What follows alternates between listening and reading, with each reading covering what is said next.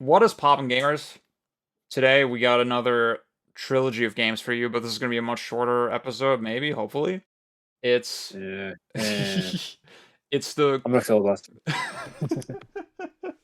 it's the Kururin Trilogy, with the first game known as Kururin.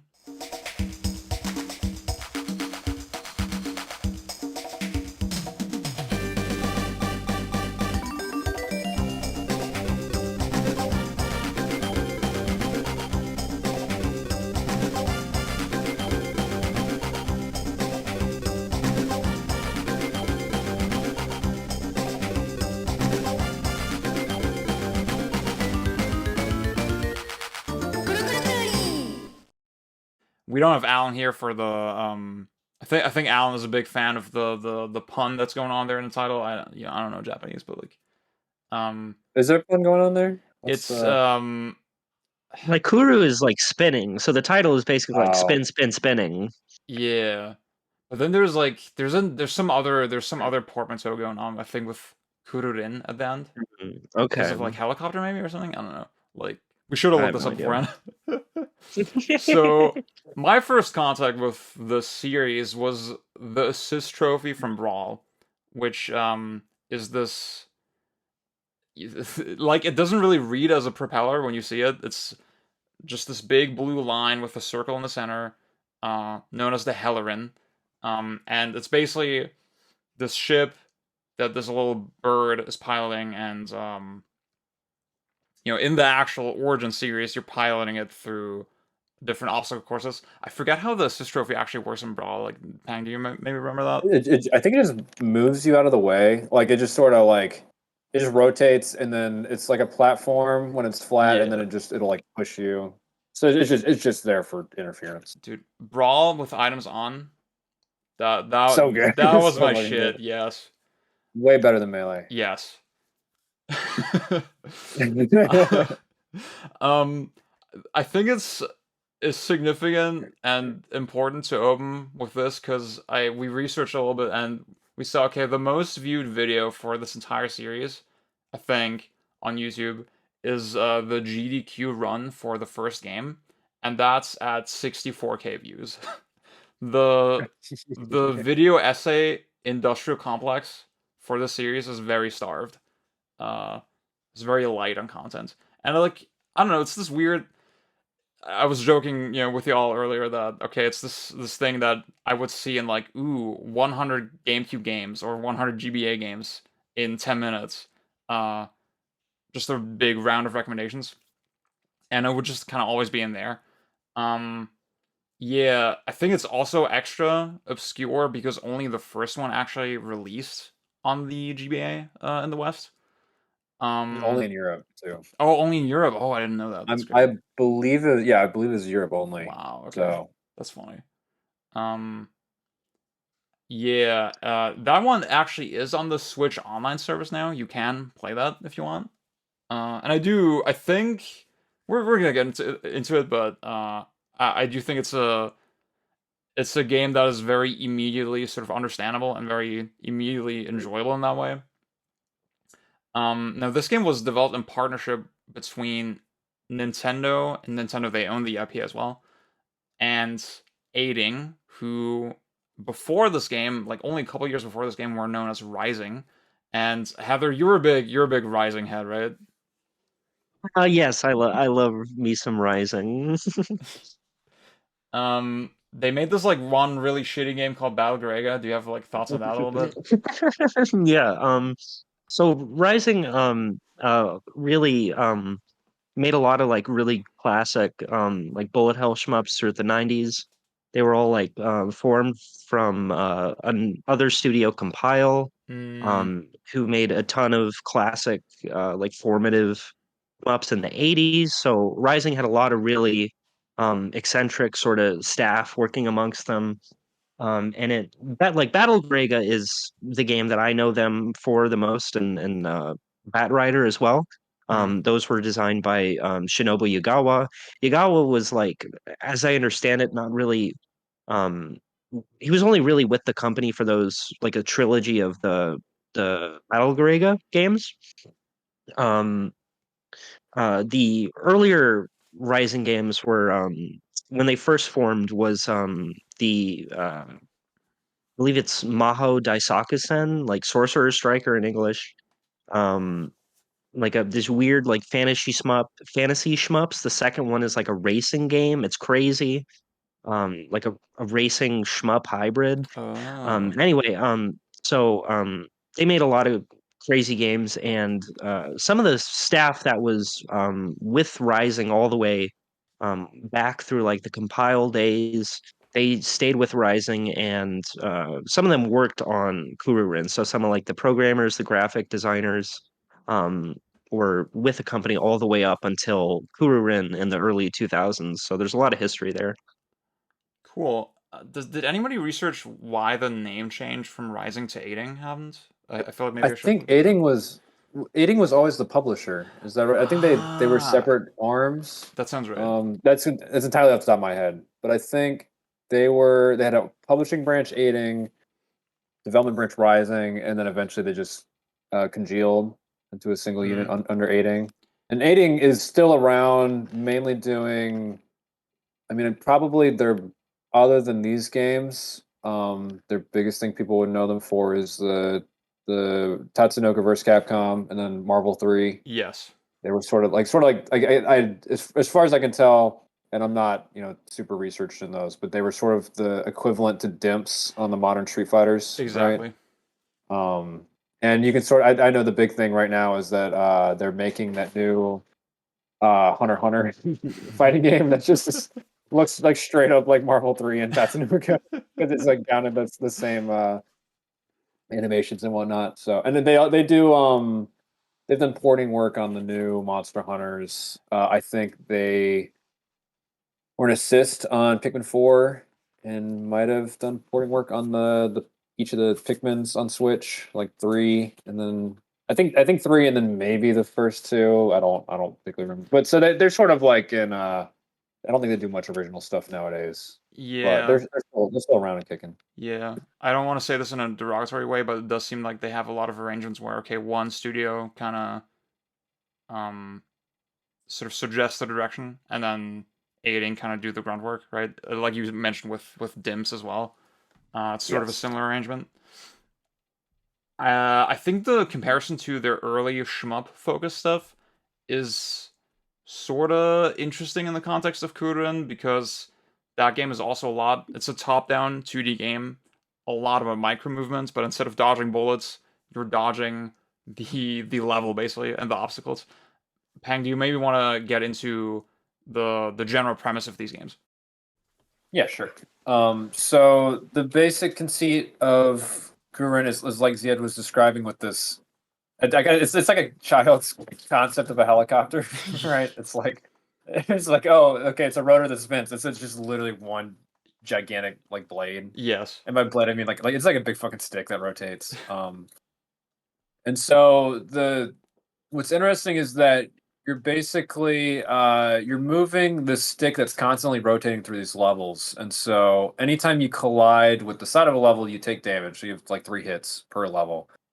A decent amount of levels have spots you can just refill all your hearts or whatever. And you take a time loss as well. I think it adds 3 seconds to your overall time. So and that sort of is the gist of it. Like it's very very simple. I think the big what makes it interesting is the fact that like you're basically in this position where there's no like point where you can stop the rotation. You're just always rotating.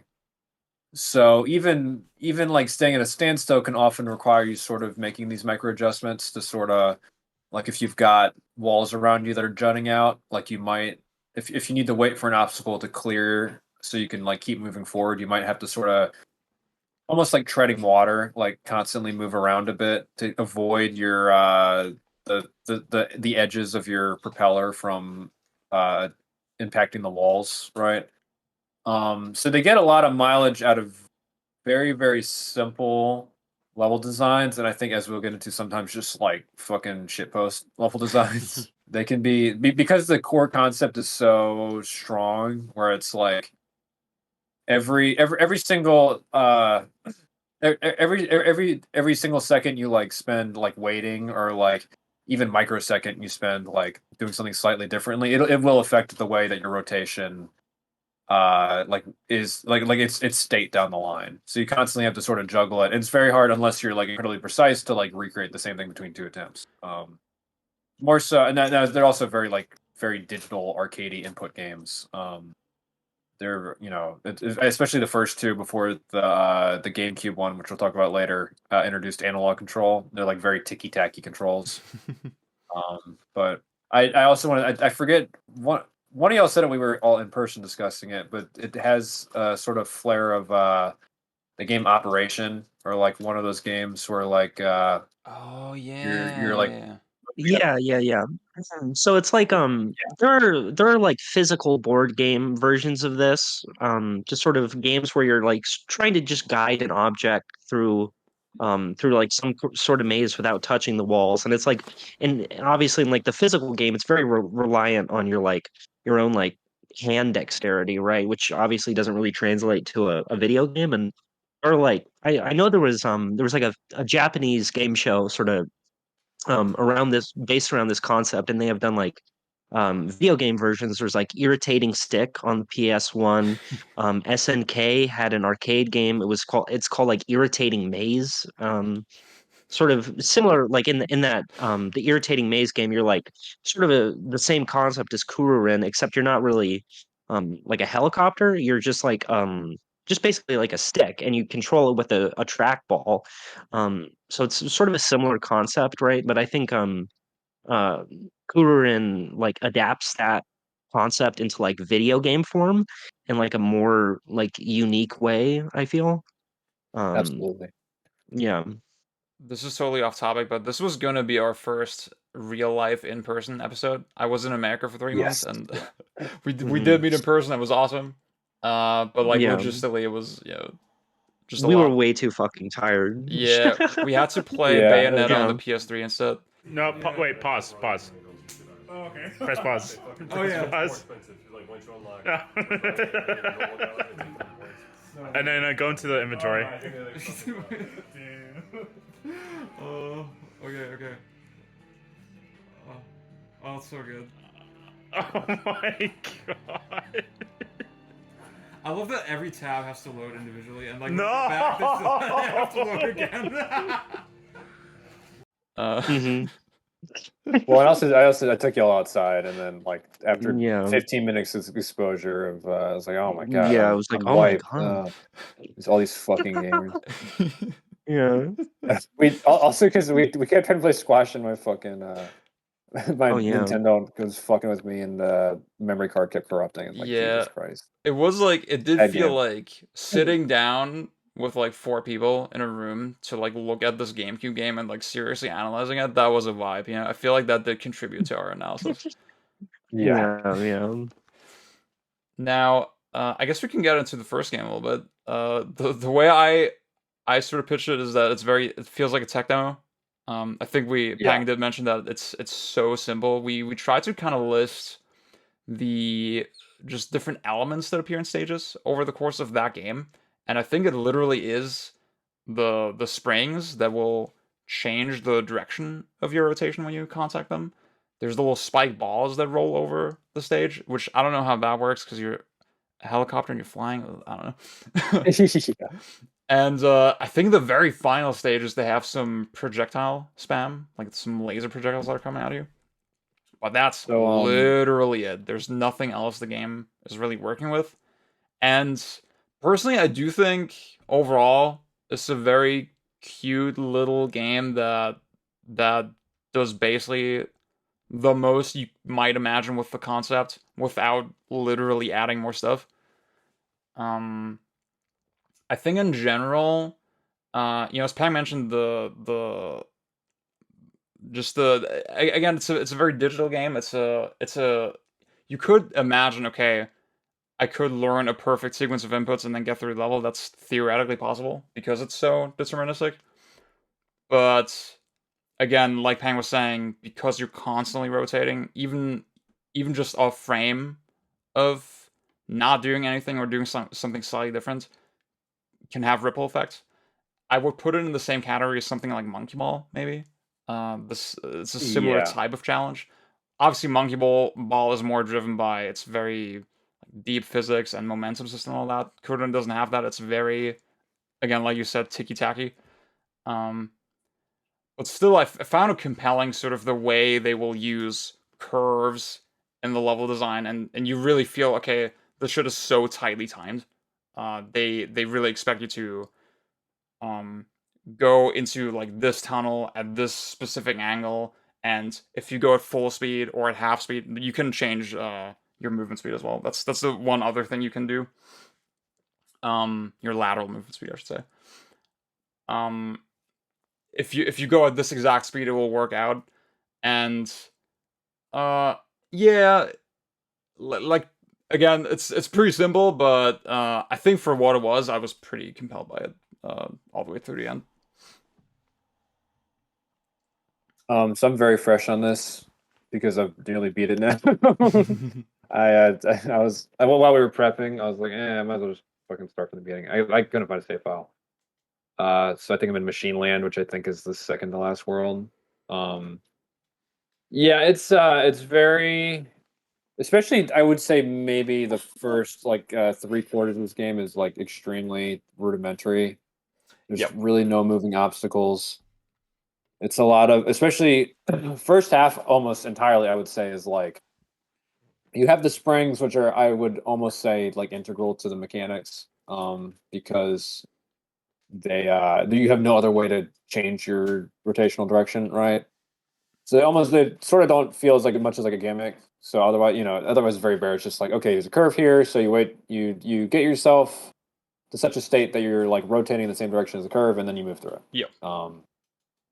It's interesting. I think I was playing like the Cloudland or whatever. They lean really heavily into this idea that Paradise plays with as well, which is like a lot of these very jagged structures that are arranged in such a way that it's a little bit maze-like and opens some natural shortcuts, not as skillfully as the later iterations on that technique, I think, but something that is at least you can sort of see the moving direction, even if it also comes across as a little lazy.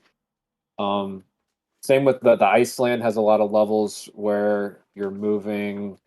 You have these giant like swirling patterns that sort of loop around the whole level, and you have to sort of like find yourself like set yourself up on a particular curve, and then like move through it very quickly Yeah. because it's a very large curve, and then double back on a smaller curve inside, so on and so forth. A lot of structures like that. The one I'm on right now, Machine Land, is where they start just throwing all the moving obstacles at you, which it gets into I think the big issue with this game, which is that when you, as a player, move on a cycle, you rotate on a cycle, and then everything in the game rotates on a cycle, you get these, or not rotates, but like will move around and shoot out and etc.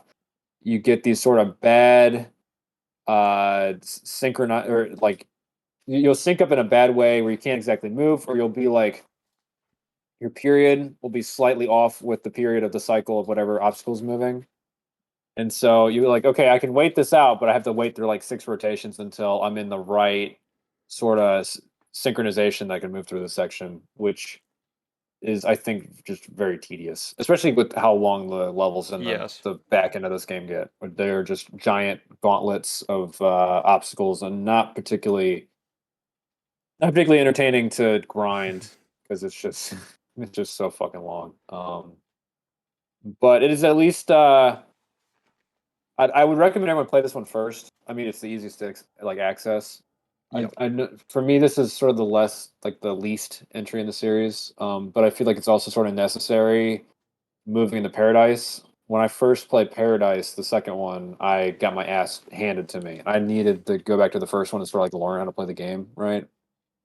I would recommend people play this also because if you can, if I could beat this in like an hour, then you could probably blind beat it in 2 or 2.5 without much trouble. It's very, very short, very linear. Definitely has a tech demo kind of vibe to it. Yeah, we were joking a lot in private with just how this game gives big Flash game web energy, right? I was gonna set up this joke and I kind of fumbled it. I should have done it way earlier, but John, It's good enough. Good yeah, enough. this is a John original. So this game came out in Mhm. 2001, right? You might have seen it as the Congregate Game of the Week one time that year. If y'all remember, if you're a little on the older side, Congregate, big We website. need the little like put up sound effect Yeah. right there. So that yes. But that's kind of what I was implying earlier. That I think as bare and as maybe sort of unfinished it feels overall, I do think it is a game where you could hand it to like a totally casual gamer, right? Who has um who doesn't know what a rising is, right? And they would find it very intuitively fun. I think that makes it a really good fit for something like the Switch. Because I mean, as someone who went to gamer school, I we messed around with those kind of games at showcases and on the show floor all the time. Like that is the type of shit that game design students will um is the most immediate thing they will cook up, right? And it's the most immediate thing that draws eyes sort of onto itself. And I guess for that reason, I kind of have a soft spot for it. Yeah, I guess maybe one more little point about specifically the levels. I did think, Heather, you were saying earlier that because the rotation, the autumn, the forced rotation, um, you have no control over it, and that's why they just spam these springs over and over again in the levels compared to the later games where they're a little more selective. I did think it was like sort of neat that in some of the tunnels that you go through, they would space the springs in such a way not to like set you up for the next curve to like change your rotation, but literally just to give you a little more time. Like I would bounce on the same spring a couple times to sort of level myself out, uh, and then Right. get into the curve as soon as I'm ready. Yeah, there are sections, I think it's in the first one, where there's like a big line of springs. So you can just hold down onto the spring and you'll Yes. just like and you just sort of like straighten out and you can pretty much stay there as long as you want. Yeah. Um yeah, I think it's a clever game. Like it's like you both said, it's like very much a tech demo thing. And I think it's like just the fact that it has sequels, I think it is like outmoded by the sequels so insanely hard. Um, like if it just existed on its own, I think it would be like very respectable. It is a game that like you can hand to anyone who's never played a video game before and just they'll have a good time. And it's strange to me that none of these games ever came out in America, given like the art direction is like very like cutesy, it's fun, it's just like you don't need there's no like language barrier here, right? Like it's very just very approachable. And the fact that they like and like the if you look at like the European box art for the game, it's not good. Like it doesn't sell you on like the cutesy aesthetic at all. It's just like the helicopter, it just looks like a baton. It doesn't look like, oh, there's like a fun bird creature piloting this. um Yeah. and it's so strange to me that they fumbled it so hard. um because I feel like this is a game that should be very popular. It should not be some like obscure cult thing, right? It should be. I don't know. It's very strange. You could imagine if somebody came up with the exact same thing as a Flash game, they would be like a famous fucking indie Yeah, soda. yeah. They'd Like be like they'd be they would like have had John Blow or some something. Yeah. some hot shit on like on 2008 Xbox Live They'd be Arcade. the fancy Yeah. pants guy. Like, do y'all remember Yeah, that game? yeah. Holy shit. Yeah. Mhm. Or N plus plus, yeah. Yeah. I could say that in chat. Mhm. It's well, and I think like in to your point with the whole like really misleading box art, you sort of I think this sort of came out in the waning days of that anti like cutesy, Yeah, which yeah. But it's which is like like you sort of fuckheads. I know it's so like because I mean this game is localized. There's no reason to like not release it. I will say, I do think this game is sort of hideous. It is very ugly. It It is does very like it. a lot of GBA games at the time were doing this like Donkey Kong Country like 3D models on a computer and then turned into sprites. Uh, yeah. and in this one in particular, I in my opinion, it doesn't really work. It looks very kind of drab, and you do see the 3D-ness and this very off-putting. Like you would expect this game to be very pastel-y, very flat, very like very colorful in that way, but it's sort of not giving that when you actually play it. I guess I It's a will say, little oh yeah, go muted. ahead. Yeah. It's a little muted and it's very Yeah. I would actually describe the backgrounds as having sort of like a early 16-bit vibe. I know the like Yeah, oh yeah, TurboGrafx yeah. 16 is like it almost gives me like this is a really weird but like I don't know, people are gonna yell at me for this, but almost like Alien Crush or Devil's Crush vibes. Like this sort of kind of very crusty backgrounds and it's not very even like they make Kurin very like blue in the later games. In this one, he's sort of this like he's got a little green in him. He's a little desaturated. His little head loop is or like he's got like this like basically like a it's not like hair right because he's a fucking bird but like it's like a big giant swirly tuft of hair and it's gigantic in this game. He's like fucking like bird helicopter pilot Jimmy Neutron is very very strange. I don't He does have and that got a lot better in the later yeah, games. he But does have a line later in Squash, I think all the way at the end where it's like, "Yeah, I'm the one piloting this shit because I have the best hair out of all my brothers." that's so true. Yeah. You see, you're saving his siblings in this one, and they are even uglier. Like he looks sort of weird, and he's like by far the cutest of I'll all these say motherfuckers. one thing I was thinking about this. This does feel like it did feel like the right game for the right time because it's weird because the Super Nintendo it didn't have sprite rotation, right? And like most of the Yeah, big home consoles didn't up to this point. The sprite rotation is central to the gimmick, and it yes, would literally wouldn't have been possible on the Super Nintendo or the Genesis. But then you go to the N64 or the Saturn or PlayStation, then the obvious thing is like, well, 3D is invoked, so why the fuck would you make this? So the GBA as like a proof of concept for like, yeah, we can do this kind of shit now. Plus, it is a very handheld coded game, very pick up and play type of game. Um, I do kind of plot them for leveraging just again that time and place in that way. yes, Um, yeah. but yeah, Paradise. We mentioned it a couple times. That's the second game in the series. And the way we were talking about it in private is like, yeah, this feels like the same thing, but actually like finished. Yeah. It is very so the big thing like off the bat is that so in the first game you have obviously the D-pad for moving the helicopter around or the helirin, and then if you hold A or B, you speed up a little bit. If you hold both at the same time, you speed up even faster. So very simple control. They finally add on the shoulder buttons extra rotation. You like change your rotation speed, so you can bump it up to like a little bit faster.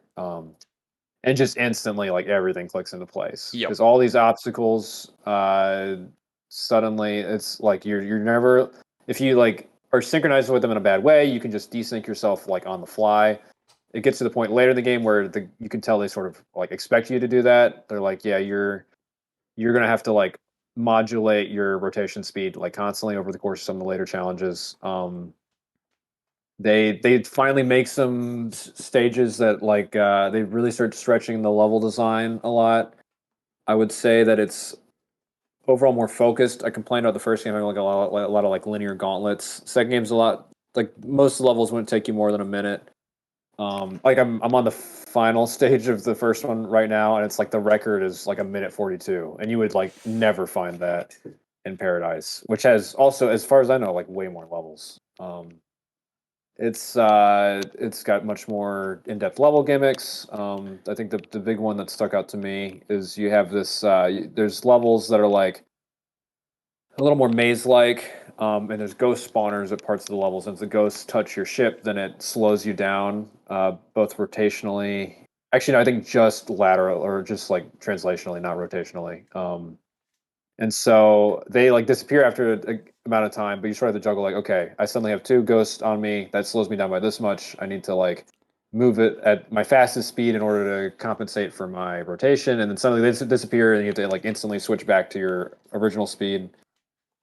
Just a lot of it's just a big glow up in that like core mechanical department, Yeah. which I find very compelling. It's easily, at least easily to me, out of the 3, the most like, hey, this is a good game you should check out for being like a smart, well designed game for sure. Yeah, the ghosts are, I think, a great example of a gimmick that is, or an obstacle that is a little more granular than, oh, I got hit and I lost some health, right? Where Yes. it has, again, a couple more longer term ripple effects that are interesting to consider. It's also a much prettier game overall. Like it does, again, like I was saying earlier, it does go actually for the more pastel-y, flatter style, and it's way better for it. It also has branching paths in levels where you collect keys and they open certain doors, and that gives you like sort of alternate versions of challenges. And it's actually necessary for completion as well. Again, I think, yeah, we neglected to mention that you can sort of get to the goal of every level in the first game. But to reach the end, you will have to collect your siblings along the way. And some of them are sort of hidden away. And in the second game, in Paradise, they play a lot more with that. Usually they're you will see that the world map itself branches out, and then most of the siblings, they will be all the way in some other branch. And that's also where you tend to get into the mini games in Paradise, which are all new, and maybe that's like sort of a point of contention. Some of the mini games, they have nothing to do with the core mechanics. There's one that's literally Flappy Bird, Yeah. but then some of them I thought were pretty smart. There's one where you have to like you're playing as the regular Hellerin, and you're collecting a bunch of stars, and you have to sort of transport them back and forth, and it's like sort of a little janky, but it makes you consider like when you pick up the stars, it extends the length of your Hellerin, and Yes. that makes you consider the level design a little more differently than you normally would. There's a bunch of other ones that I thought were good, and I think honestly, like as big gamers, we tend to gravitate toward games being like super pure and like being all central mechanic, whatever. But honestly, I thought it was kind of nice to have that as a sort of final note for a section, to have a little bit of variety. I don't know how you guys felt about that. Maybe Heather, do you have like? I think you didn't play Paradise as much as the other two, maybe. Yeah, so I played Paradise to like the basic ending. I didn't get all of the siblings, but like Yeah, I did like the main like magician, the bad guy. I beat his mini game, right? And I yeah, think the mini games for me was just it was sort of hit and miss. I think my favorite was the one I like the star one you were talking about. I also really like the lawnmower one. I think that Oh one yeah. was my favorite.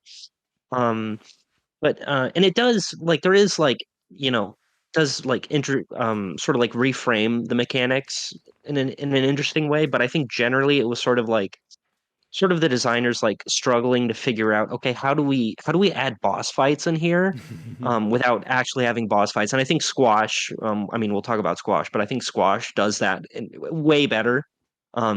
So and I think it's like worth mentioning. I played these games in sort of reverse order. I went to Squash first, then Paradise, then the original, and I think I, I'm I think I have a preference for Squash probably because I played that one It first, to be was the best honest. way to play. Um, yeah, yeah, I was sort of hit or miss on the mini games, and I think you Pang are a bit more harsh than me on that. I don't know. I I don't know. I think like okay, like I have like this is, I don't know if I've talked about this on here or not, but I have like like sort of an analysis technique I try to use when I look at games. And so sometimes I will run into cases where my gut instinct conflicts with the analysis technique. And the analysis technique is just sort of like, okay, like looking at like the decision making in particular, like part of the game, and sort of like how the mechanics interact, and all that kind of thing. And when I first played this game, my only real contention with the game was that just the mini games suck. I don't like the mini games, and I think there are cases where that is legitimately absolutely true. The fucking the Flappy Bird is like fine. It's like That's a 90-second inoffensive. distraction. Yeah, Mhm. the racing mini game is terrible. It's so bad. It is like it because you sort of you actually you like it's just like a it's like the hell around is a car, and it just goes forward, and so you can sort of like buffer it from like left to right, and you can control your speed. And but it's like you have to spend a lot of time like preempting upcoming turns and taking things super tight in order to get under the time limit. And it's just very unnatural feeling for like it was supposed to be like a car kind of like a racing game kind of.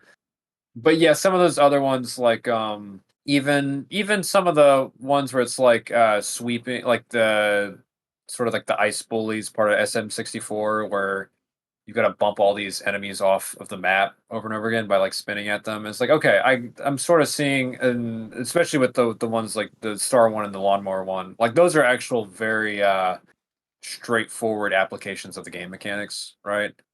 um I found those, compelling. I think hit or miss is the right way to put it. I do think they were too frequent in the first game to pick up the your siblings. They're just in the levels, and if we're being Yeah. honest, like especially having just played it, it's like you will.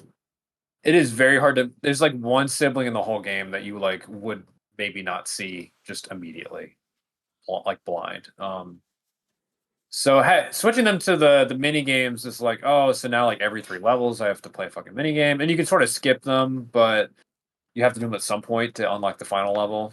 Um, I think structurally that's sort of a weakness, but at the same time, like, I do like that you have more options on sort of what to do and like what worlds to explore. It lets it take a slightly less linear like obstacle escalation focus, which I think is overall a good thing. I don't particularly like when games are very like formulaic in that. So giving branching off and having a couple different like avenues of like level design for you to explore is a cool thing. I think even with that, the just the frequency of the mini games sort of does put it in like not inessential territory, but it does make it like maybe less of a game than it could be. It's like, man, I really would have loved 5 more levels, or Mm. God, 10 more levels. Then there might be like 10 mini games or 12 out of what's only maybe 30 levels. So I think that is definitely an imbalance. But the rest of it, I mean, God, the how much prettier it is. Just a very visually appealing game. Very busy, detailed backgrounds, and the characters all look are animated well, and it's a very very cute game. I to me this is still the best one in the series, even with I think even the Mm. mini games are a point of contention for me, but definitely if I had to recommend any one of this trilogy, it's definitely this one. Mm. I'll say this really pops on a flat screen, on a modern flat screen as well. And Mhm.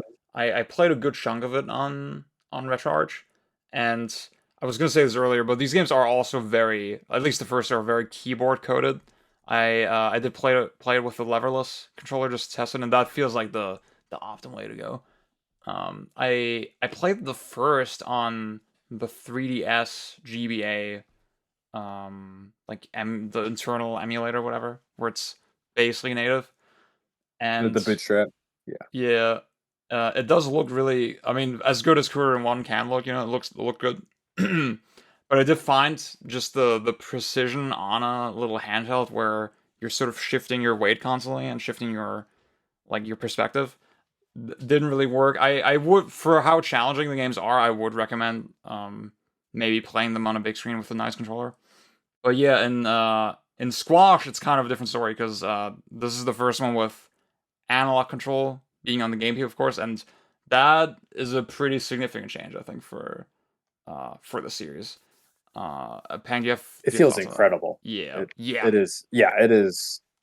It well, and I want to say the hitboxes in Squash are more forgiving.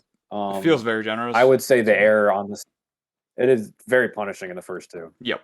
Um, I would say that you lose one level of like not granularity, but you out of the 3 speeds you had in the early ones, you lose one, but it's fine because you make up for it with the actual granularity in your control.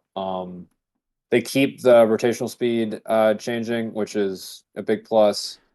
It sort of does. If there's one issue with it, it sort of does turn the later levels into something where the early games were a little more like I'd almost say like kooky with how they set up the walls and stuff. Yep. And in Squash, you get a lot of like, okay, here's this insanely tight curve that you're going to go through.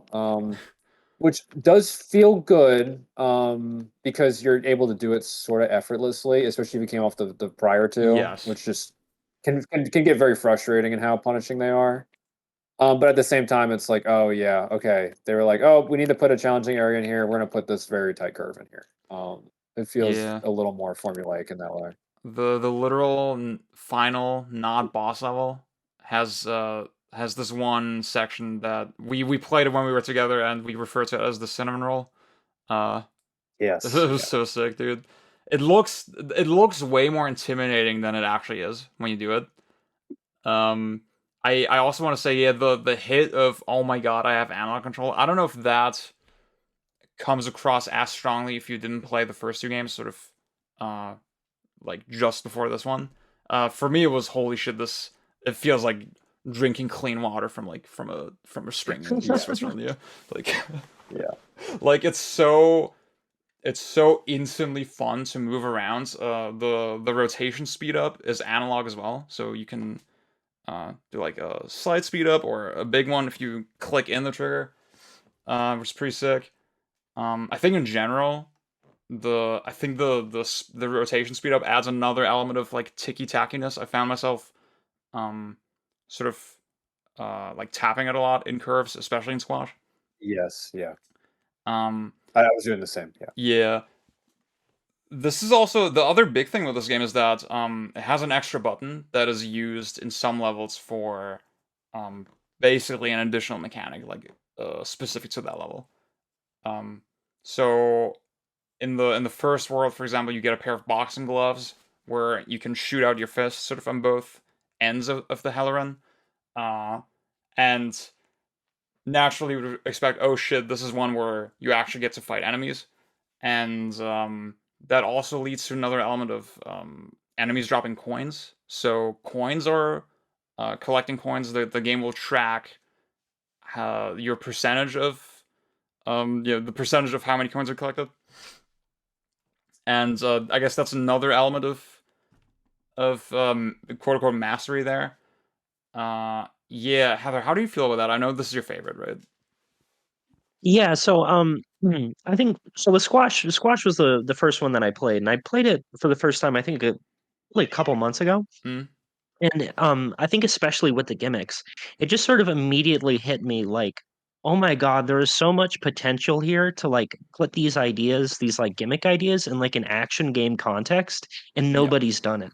Right. And it's just uh and I think Squash, I would say Paradise is like gun to my head, I think it is like the stronger game, but like Squash got like the designer side of my brain going in a way that the other ones just didn't. Um, I think the gimmicks are just like some of them I'm not really a fan of, but I think for the most part they're incredibly strong, and they uh build in like you have ones that are taking more of like an action game approach, but you also have the one like the water levels, which is just like sort of the basic Kururin concept, but just like with an extra layer, like literally an extra layer of depth on it. Mm, Um and like you could make an entire game with that water with the water gimmick. But it's only in Kururin for like or it's only in Squash for like maybe like 5 or 6 levels, and they just sort of it's on to the next thing. And it has Yeah. it's very much like a Nintendo style design. I think this is the most like if you like sort of like 2000s era Nintendo platformers or whatever, like this is the one to play. It's the most clean like obstacle escalation, that sort of thing. There's this great video by Game Maker's Toolkit, the 5 stages of Mario level design, Yeah. Oh escalating my Yeah. challenges and linear Dude. progression. Like this is like classic good game design. This is what you're supposed to It's literally classic. do. But when Kururin does it, I pog. I pog in real life. So true.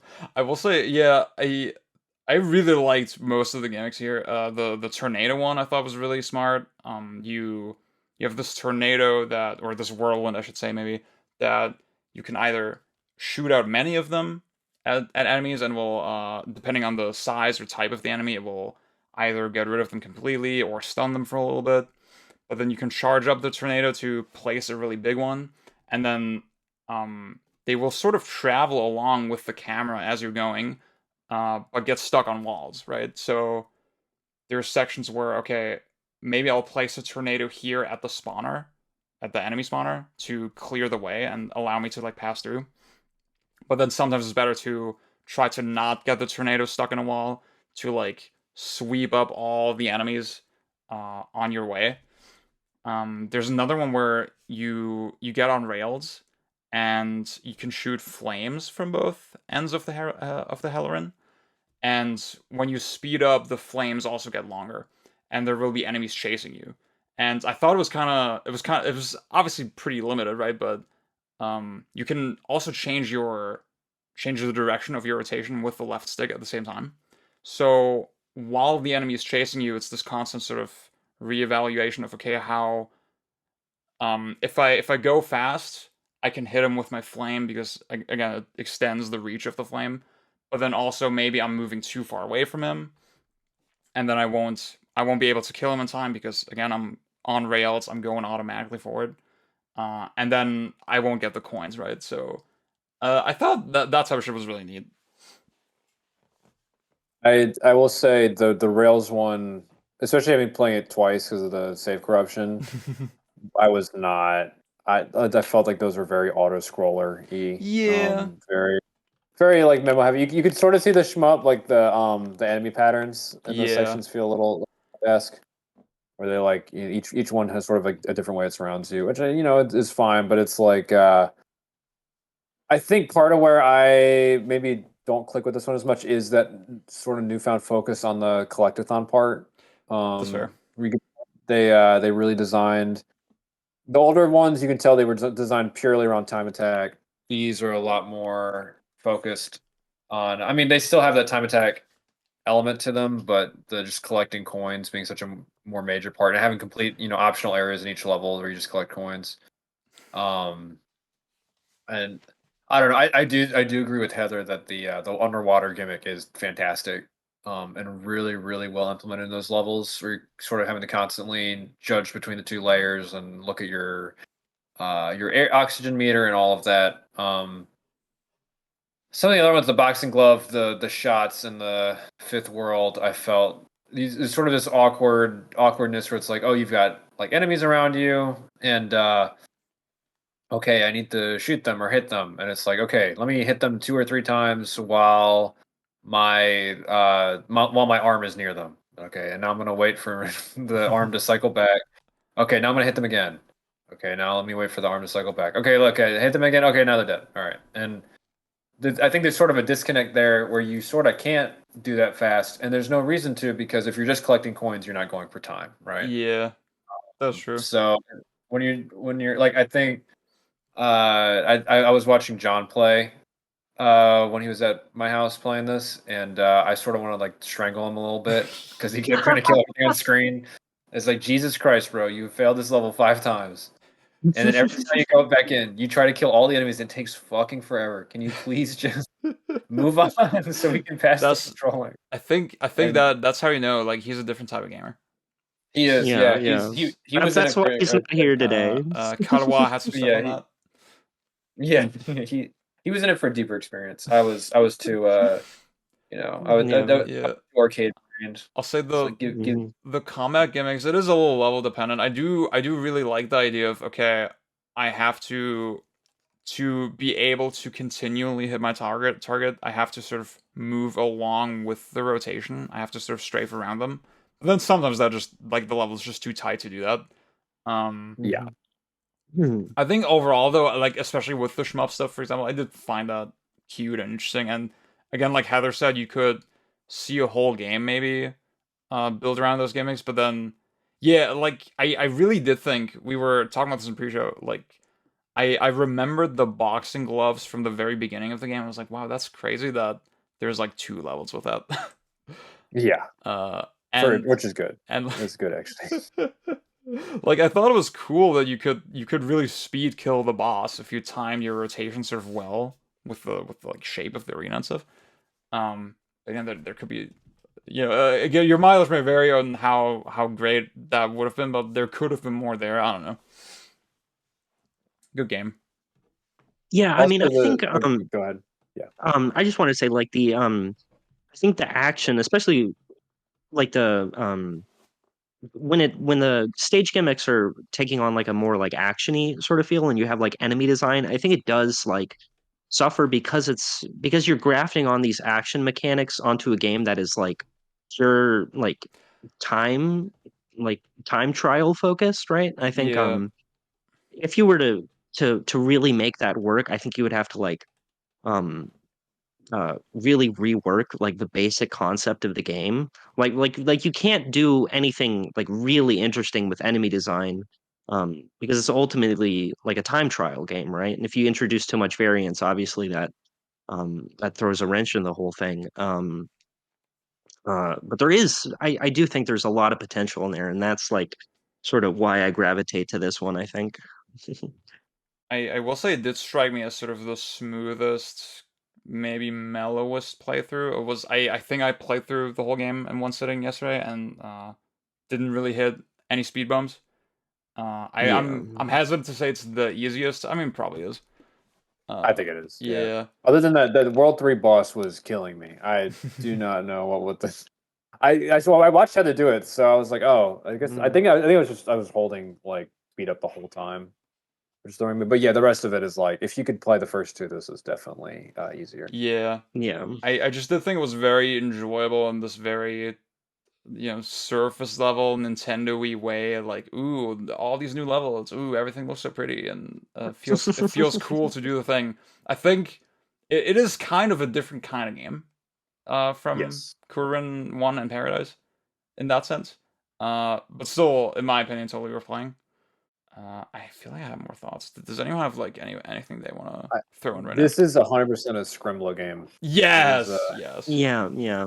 I hate using that word because like it's just so annoying. But like it really this is actually is easily like the most beach Jenny of these three. I think it has that very like Dreamcast style, like simple shading on these like very cute, colorful, like background designs and such. It's got this sort of like Paper Mario esque. Like all the characters are like cardboard. They're like cardboard cutouts on like puppet sticks, Yep. and they bounce around and have that very. It's very adorable. And much, even more than Paradise, which has a very like that pastel aesthetic Ziad was talking about earlier. It's like much more fleshed out than that. It has like level openings, and they really want to show off all of this like these great backgrounds that they've made. Which also I think goes in hand with like the gimmicks, the more like collectathon focus, and I think those are sort of natural. Like if in a perfect world, if we had gotten more of these games, because this should be such an easy concept to shove out a game every couple of years, right? Yeah. If it had been more popular, if I think it would have trended in that direction. I was talking in the pre-show about this. I was playing last year. I'd been playing the Kotorempa, the first of two like marble games developed by Hudson Soft on Wii. And you can see the sort of like simple budget games, but they have like a lot of they have these gorgeous backdrops and like cool, music and lots of. It's like a marble rolling game, so it has lots of different marbles with different physics and challenge levels and bonus levels. It's got like collectathon stuff, but then also time trial stuff, and it's like sort of all there. Because a lot of the stuff is sort of easy to do. It's not that hard to drop in. Like, oh, I designed my map. I'm gonna just add a hidden collectible right here, and then have it tied to some sort of like other level unlock gimmick. And you don't really see Kururin as a series lean into that, even with the third game. But you can see it in the third game. They're sort of like, okay, yeah, we need to start like having more casual centric elements on top of this very pure like time trial gameplay. Also, I did want to ask because I was just poking around. I finally looked at challenge mode, and both Paradise and the original have tiny little levels, like less than, in some cases, less than 10 seconds. And there's like, I think the first one had like 50 of them. Oh wow. Like just a bunch of tiny little levels, which I think we were complaining about the pre-shows. Like, where the fuck are extra levels? Does Squash have that? Because I know Heather, you had talked about how the post game's a little underwhelming. Yeah, like the squash post game is so fucking strange because there's like an extra mode where you just play as like the Hellerin, but with the wings like plucked off. So you're basically just like the center like cockpit of the helicopter, which makes the game absurdly easy. There's basically no challenge. On the on rail stage, they literally are auto scrollers. You just hold the B button and you don't die, and it's crazy. And then I think after that, I didn't beat those stages because they weren't good. But apparently after that, you unlocked an extra set of stages where it's just like every level but like rotated like 45 or 90 degrees, which is seems silly and not that interesting. But it does have like the challenge modes that like Paradise in the first game do. I didn't really um explore any of them, to be honest. I think they are still sort of like the same thing where it's like very, very brief challenge levels. Well, I was just yeah, just like across the board, it's just like strangely underwhelming post game. That's I it. will say I went and was fucking around with the first game's challenge mode and it was like, oh, this is not like I think it's like there's 10 levels of what I assume is difficulty. But it's sort of I just jumped straight to level 10 and there's like 5 levels there and I was like, oh, this is not like I think I got like top time and hit list on each one in the span of, the last like 2 segments of us talking. And the Paradise ones are a lot harder. I'm doing those right now, and it's like, whoa, this is very intense. Paradise also has a random level generation mode, which is sort of insane, Ooh, actually. really? I had never. That sort of the thing is like because these games are so obscure. Even the Yeah. first one is obscure. One of the things that like summing up the whole series, like almost like one of the things that bugs me a little bit at the online discourse about this game is people are like, oh my god, you need to play this game Kururin. It's so It's good. so It's on hard. NFL. It's I mean, okay, it is quite hard. Yeah. I'm not gonna front.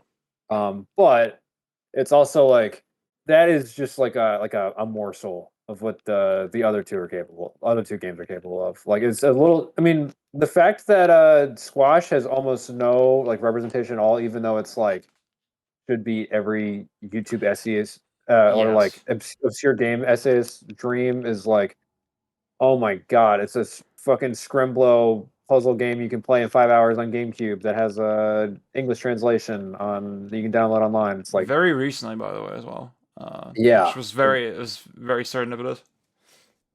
and frankly, you could very easily like play these. Yes. Yeah, I think I might have been mistaken the random level generation. I think this might actually just be random select, Oh. which is like because I was like How would I that was work? popping a couple of like I mean, I could see them like sort of like plopping down, like, okay, here's these pre-made level elements. We're gonna like plop these together. Yeah. But I was fucking around with it. And I was like, oh wait, I think I played this level already. And I was like, oh yeah, this is an exact replica of one I played earlier. Never mind, false alarm. Maybe I was hoping it'd be this like Trackmania or something. maybe this episode will be the layup for the real Kururin video essay in like a year.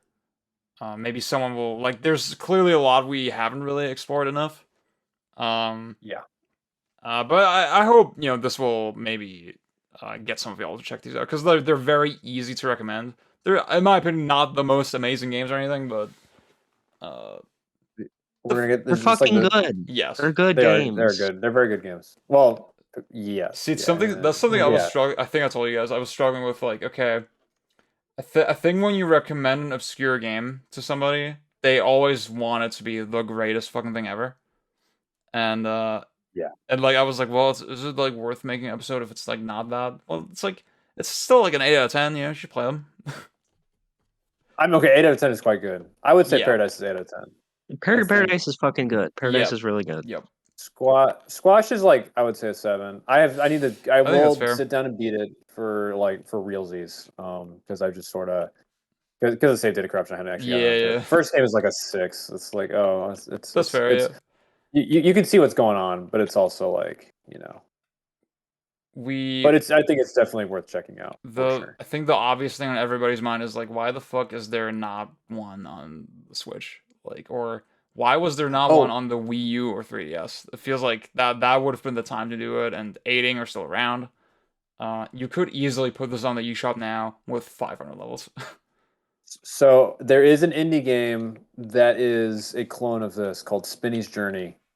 It is on Switch. I did play it. I played it a while back, like maybe like 2 or 3 years ago. I don't think I finished it. It was pretty cheap and fun. The big issues I would say is definitely like sort of cheap Unity game. There's the big thing that was bugging me was no D-pad support, which is like it's not analog, so I do not know. At least from what I remember, I might if I'm capping, someone can tell me I'm capping. But the other thing is that they are people who never played the later 2 Kururin games because there is no rotational speed like adjust button, which is sort of like, oh, okay, so we're back on Kururin 1 territory, which is it is fine. Yeah. But it's also That's the Nintendo Zoomer giveaway. Yes, yeah. Which mad respect to them for making it, and I did want to shout it out. Yeah. I did have to give that caveat because it's, one day I might go back. I sort of wanted to beat it for this, and I just, had real life stuff come up. But at least there's someone who's trying to take the torch. And I mean, other people could this is a very easy kind of game to make, Yeah. So. Friend of the show, GK, recently coined the term blanky core. Handheld games that you play under your blanket while you're supposed to be asleep. These games are not quite blanky core. I think they're more back of your parents' car core while you're heading to the beach. And maybe it's not as catchy though. It is July 1st while we're recording this. It is July. Maybe it's time to hop on. I think that's our episode. Is that was a good ending. That was a good ending. Okay, yeah. We have a couple other like really obscure dumb things planned very very soon. Maybe I'm not gonna spoil it because like I think the surprise will be funny. Yeah, have a great summer, y'all. Peace. Say bye bye everybody. Yep, catch y'all later. Bye.